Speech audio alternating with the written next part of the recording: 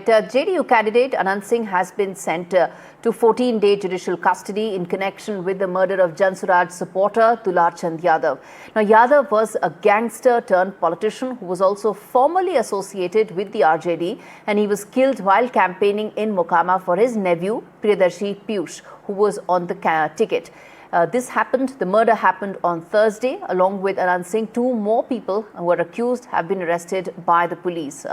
The victim's grandson, though, continues to insist that some of the accused are still roaming free and that his life is now under threat. The opposition and the NDA have engaged in a war of words over the arrest, with the Mahagathbandhan claiming victory over the arrest, citing their pressure as the reason for the arrest, even as the NDA has countered that no criminals would be spared, showing that the contrast exists between the Jungle Raj era, when the RJD ruled, and today's government led by the NDA.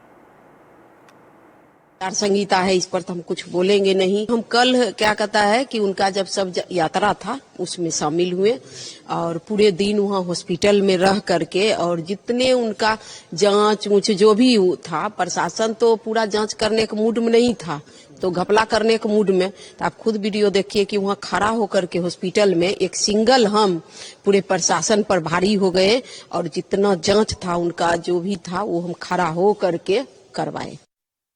Nitish ji के हुकूमत में गुंडा राज स्थापित हुआ है। पूरे 17 साल का उनका कार्यकाल लीजिएगा तो 53-54 हजार हत्याएं हो चुकी। पटना जैसे कैपिटल सिटी में भी 1 साल के अंदर 130 से ज्यादा हत्याएं हुई हैं। तो उस मामले में किसी को कोई संदेह नहीं हो सकता है, बिहार का लोग भगवान भरोसे जिंदा है।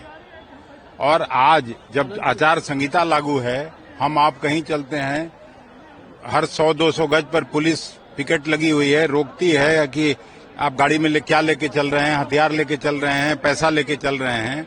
और जहां शूटआउट की घटना होती है वहां सैकड़ों हथियार लेके लोग सीधे पहुंच गए। इसका मतलब सरकार पीछे से उसको संरक्षण दे रही थी, सरकार भी उस हत्या में शामिल है।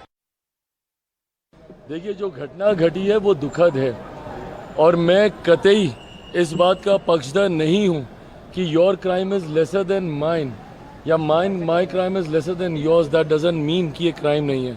अगर एक भी घटना घटती है, मैं कंपैरेटिव स्टडी में नहीं जा रहा, एक भी घटना घटती है, वो चिंता का विषय है हमारी सरकार के लिए, वो चिंता का विषय है।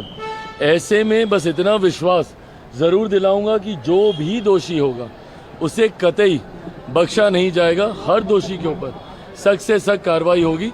बट ये जांच अभी चल रही है। एक बार जांच में स्पष्ट तौर से ये सामने आ जाए कि किस षड्यंत्र के तहत किसकी साजिश थी, कौन सही में गुनहगार है, पर जो भी गुनहगार होगा उसे कतई बख्शा नहीं जाएगा।